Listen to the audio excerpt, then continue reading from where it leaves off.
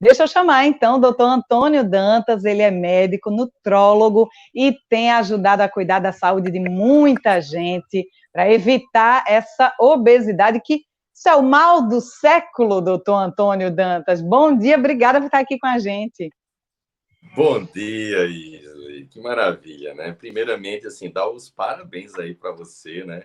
Enfim, essa plataforma nova aí, o YouTube, né? Para poder se comunicar, enfim, com as pessoas que durante o jornal estavam sentindo muito essa falta, né? É E aí, verdade, é realmente, verdade. você é uma danada. A gente na crise se reinventa, né, doutor Antônio? Nada como uma crise para ajudar a gente a ter criatividade, né, não? É verdade. Eu acho que essa situação a gente traz muito para o estilo de vida. Eu acho que o momento que a gente está passando agora, de dificuldade, o momento que a gente está muito em casa, com muita ansiedade e tudo mais, é natural a gente terminar descontando, né, todas essas alterações emocionais na comida. É o que mais tem acontecido, né? As pessoas não sabem até quando vai Principalmente durar nos essa doces, né, doutor Antônio? nos doces. Pois então, a questão dos doces, ela vem como se fosse um mecanismo de recompensa imediato. Então, na hora, você às vezes quer comer para passar aquele vazio que é emocional, você não está com fome, né? Mas tem aquele vazio emocional dentro de você que termina fazendo com que você vá naquele docinho e tudo mais. E aí, o que termina acontecendo é que aquilo ali vira um círculo vicioso. Então, você não tem fim. Você come aquele chocolate, come aquele docinho, e o que é que termina acontecendo? Logo em seguida, que passa aquela percepção de bem-estar, você quer novamente, porque não dá saciedade. O carboidrato refinado, os docinhos e tudo mais, diferente das gorduras boas e das proteínas, o carboidrato em geral não dá saciedade. Então sempre você fica com aquela vontade. Quero mais, quero mais, quero Eu mais, já quero mais. tive essa sensação, por exemplo, quando a gente vai comer uma pizza. Sempre quer mais um pedacinho, sempre quer mais um pedacinho, sempre quer mais um pedacinho. O carboidrato, de um modo geral, também dá um pouco dessa sensação, não? Dá. Salgadinhos, né? As comidas, assim, de carboidrato, de um modo geral. Essas comidazinhas mais fáceis, né, os fast foods, os salgadinhos e tudo mais, se for esses salgadinhos industrializados, enfim, que você compra naqueles saquinhos e tudo mais, ainda tem outras substâncias que também são viciantes. Então, existe a percepção que o próprio carboidrato em si, já houve estudos mostrando que os carboidratos simples, refinados, o açúcarzinho, aquela coisinha mais docezinha, tem um mecanismo, às vezes, semelhante à cocaína em termos de dependência. Então, você se torna, às vezes, quase que Poxa, dependente daquele tipo de açúcar. E também em relação a essas substâncias, esses fast foods, que tem outras substâncias, alguns corantes, edulcorantes e tudo mais, que também terminam dando essa percepção de vício. Né? Tem uma substância chamada glutamato monossódico, que está sim. presente em várias comidas para dar um gostinho bom. E ela também traz esse caráter também mais viciante. Então, o alimento por si só, né, esses alimentos de fácil acesso, né, muito docinhos, ou se não até esses carboidratos que às vezes são mais salgados. Então, algumas pessoas confundem, achando que carboidrato sempre tem que ser doce. Mas o pão tem carboidrato, a pizza tem carboidrato. Não é que não Sim. possa, mas você tem que entender Uhum, que está ali dentro. E aquilo, assim, em uhum. geral, vai te proporcionar energia, prazer e tudo mais. Mas geralmente a saciedade vem mais pelas gorduras e proteínas. Olha, proteína, então, você comer a carne, você tomar o leite, ou seja, alguns alimentos que têm mais proteína, eles dão mais saciedade, então, do que o carboidrato. Essa é uma ideia que a maioria das pessoas não tem, né? Exato. Então, algumas pessoas acham que, eu vou comer aquilo ali para me saciar, né? Achando que vai, e na verdade não vai. Então, como você falou, por exemplo, a carne. Eu dou dois exemplos assim práticos que tem uma quantidade significativa de proteínas, que é o ovo, ou seja, super fácil de você poder encontrar, de poder fazer, e a carne. Então, no ovo e na carne, você encontra uma quantidade significativa dessas proteínas que vão ajudar a te dar saciedade. E se junto com isso você termina misturando alguma coisa de gordura boa, aí vamos dar um exemplo prático, né? O azeite ele tem gorduras boas, né? Isso vai te dar mais saciedade ainda. O bom do ovo é porque ele tem os dois. Ele tem a gema, que tem a gordura, e tem a clara, que tem uma quantidade grande de proteína. Então, comendo ovo é garantido. Então, o ovo é o queridinho hoje, né? Da saúde das pessoas. É, verdade. Que coisa boa. Ô, doutor Antônio, eu tenho visto o senhor falar muito também sobre como a obesidade tem se tornado um fator de risco para a Covid-19, né? Muitos pacientes que chegaram a óbito ou que tiveram a situação agravada, ó, Eliud já quer que o senhor vá atender lá em Garanhuns, viu, doutor Antônio? Eu vou logo dizendo Muitos... que agora, nesse mês de junho, por causa dessa situação que você tem falado, a gente está pensando nessas pessoas mais distantes para ajudar também, mas pode dizer. Olha aí, Eliud, se liga. A obesidade, por que ela é um fator de risco para a Covid-19? Pois então, isso aí eu tenho batido muito, chamado a atenção. Eu só falta assim, sabe? Eu acho que é o próximo passo, de criar assim um panfleto, uma cartolina e sair na rua mostrando para as pessoas. Porque você está num fator de risco para uma doença que tem matado uma quantidade absurda de pessoas, é um negócio que leva você a ter um certo cuidado.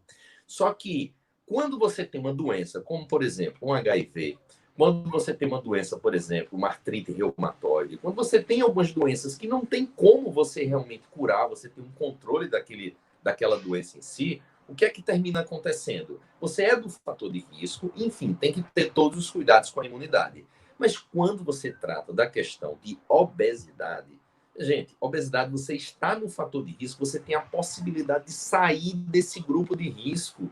Só depende de você. Então, uma atitude da pessoa, né? Atitude da pessoa. Olha, quiçá uma pessoa com artrite reumatoide ou com uma asma, por exemplo, chegar a dizer: o que é que eu faço para eu não estar mais nesse grupo de risco? A quantidade de pessoas que não iam querer. Mas em relação à obesidade, isso é possível. É possível você sair desse grupo de risco. E tem duas situações que terminam colaborando muito para que a obesidade ela venha a complicar de forma substancial as pessoas que têm a infecção por esse novo coronavírus. A maior parte das pessoas com menos de 65 anos, as pessoas que têm vindo a óbito, elas têm obesidade. Então, tirando o grupo de idosos, menos de 65 anos, a maioria tem obesidade. E aí a obesidade ela influencia de duas formas. Uma, já foi estudado, e aí é muito recente, a gente está aprendendo com o tempo, as pesquisas estão vindo e tudo mais, mas parece que a portazinha de entrada para que o vírus entre na célula pulmonar, a pessoa que tem obesidade, ela termina tendo mais essas portazinhas. É como ela estivesse chamando o vírus para entrar dentro da célula. Então, essa é uma das coisas. E um convite, então, né? É um convite. E a outra coisa é que as pessoas que têm obesidade têm algumas substâncias no corpo chamadas citocinas inflamatórias, já no nível mais elevado. E quando você pega esse novo coronavírus, essa Covid-19, ela aumenta muito essas substâncias que não são interessantes para o nosso corpo, em quantidade excessiva. Então, se você já está com uma quantidade acima do normal por ter a obesidade, quando o coronavírus vem, aí é que ela aumenta de vez, que são as citocinas inflamatórias. Então, por esses dois mecanismos, a gente tem visto que muitas pessoas, às vezes aparentemente sem nenhum tipo de doença, só o fato de ter obesidade já tem vindo a ter complicações pelo novo coronavírus. E as pessoas não consideram a obesidade doença, né, doutor? Como é que a gente deve considerar a obesidade? Não, a obesidade, para critérios médicos, é considerada doença, inclusive tem um código, ou seja, a gente classifica as doenças de acordo com o CID. E a obesidade em si, só ela, sem absolutamente nenhuma outra comorbidade relacionada a ela, nenhum outro tipo de doença, ela é uma doença. Então, um grande problema que se tem é as pessoas associarem obesidade à estética. E aí, o que é que eu digo? A obesidade, né, esse quadro de você está acima do peso, também é estética. Mas se a gente esquece do ponto de vista do funcionamento do organismo, a gente está dando um tiro no pé. Porque é a partir desse momento que algumas pessoas que dizem assim, eu não ligo para a estética, mesmo, então deixa para lá, esquecendo que a obesidade tem influência na saúde. Eu vou dar um exemplo muito prático aqui. Eu fiz o tratamento com o doutor Antônio e eu sempre me acordei muito cedo, né, de madrugada, às 3 horas da manhã durante os últimos anos. E eu não sabia que o sono estava influindo na minha dificuldade de perder peso. Foi o doutor Antônio que descobriu. Então, uma coisa, inclusive, puxando a outra, né, doutor? Eu não dormia bem, consequentemente, eu ficava muito cansada durante o dia, meu organismo estava lento, eu não conseguia perder peso, estava numa dificuldade, eu sempre me alimentei muito bem, mas tinha dificuldade de perder peso. Então, muita gente também associa alguma dificuldade que não descobriu antes com a dificuldade de perder peso e, consequentemente, deixa para lá, desiste. Isso é muito comum, doutor Antônio? Demais. Lá no consultório, né, a demanda que a gente termina recebendo bastante são aquelas pessoas que, aquelas que às vezes nunca tentaram um processo de emagrecimento, nunca, enfim, tentaram mudar o estilo de vida. Isso a gente pega alguns pacientes também assim. Mas chega uma quantidade grande de pessoas que dizem assim: eu já fiz de tudo. Então, eu me alimento bem, eu faço caminhada, eu não perco peso, deve ser a genética, deve ser alguma coisa, ou seja, sempre tendo alguma situação que ela não consegue entender o motivo daquela frustração dela, porque chega, parece que até um certo ponto e depois não consegue passar mais daquilo. Aí é onde entra justamente a análise que a gente termina fazendo. A gente enxerga, né, o paciente da gente como fosse uma máquina, né, um maquinário, um carro que ele está levando, enfim, na oficina para a gente poder ajeitar. E a gente vai tentar entender como é que ela faz para que esse carro venha a funcionar manhã, tarde, noite, que tipo de combustível termina colocando. Por isso que quando a gente faz esse tipo de análise, a gente começa a descobrir algumas coisas que a pessoa diz: opa, realmente, é nisso que você falou, eu não fazia ideia que isso influenciava.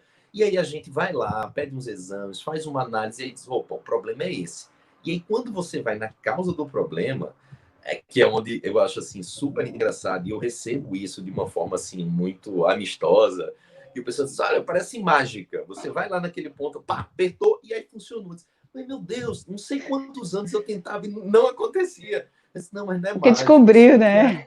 aquele problema. Né? Então, como você falou, a questão do sono, ela tem influência na liberação de alguns hormônios, que quando a gente pede o exame de sangue, só vem constatar aquilo que a gente já sabia, que foi o que aconteceu no caso de você, por causa do trabalho, enfim, tudo mais. Então, Eu perdi 7 quilos só depois que o senhor descobriu essa chave aí. Ou seja, para mim foi realmente como uma mágica e eu fiquei muito feliz e estou conseguindo manter até agora. Isso é muito importante. manter num período agora de quarentena é fantástico. Estou conseguindo, viu? Estou conseguindo. Claro que não dá para fazer os mesmos exercícios em casa, né? E tudo, mas a alimentação eu estou conseguindo manter, graças a Deus. O Jailson está perguntando aí: tenho substituído o pão francês por tapioca, é uma boa troca? Depende pensando em quê. Se estiver pensando em emagrecimento, aí é o que a gente termina falando. Existem muitas pegadinhas. Então, a tapioca, ela termina não tendo glúten. Ela termina não tendo o glúten que está lá no pão francês, que termina não sendo interessante de um ponto de vista geral para o nosso metabolismo, nosso corpo e tudo mais. Só que ela engorda tão quanto o pão. Então, é quase que trocar 6 por meia dúzia, você querer trocar o pão pela tapioca, pensando em emagrecimento. Então, existem muitas pegadinhas como essa que as pessoas acham que estão fazendo. Isso também é uma coisa muito constante, termina acontecendo muito, mas eu me alimento bem. Quando a gente vai dar uma olhada, diz: olha, não está errado, mas isso aqui está dificultando o emagrecimento. Então, eu gosto de dar um exemplo de um paciente que chegou e diz assim: poxa, eu só me alimento de fruta, de verdura, não com produtos ultraprocessados. Aí ele começou a falar realmente a qualidade dos alimentos que ele comia. E realmente eram muito bons. Só que a pessoa, vamos dizer assim, chupava 3 mangas no café da manhã, eram 3, 4 laranjas após o almoço, ou seja, era uma quantidade muito grande. E ele estava pecando nisso. Então, em relação a essa coisa da tapioca, em relação ao pão, é aquilo, não tem o glúten. Eu adoro tapioca, mas ela engorda quase de forma semelhante aí ao pão. Ao pão, né? O Marcos também estava perguntando aí, tem uma quantidade de ovos ideal para se comer por dia? Depende do objetivo, né? Depende do objetivo, depende da intensidade de treino.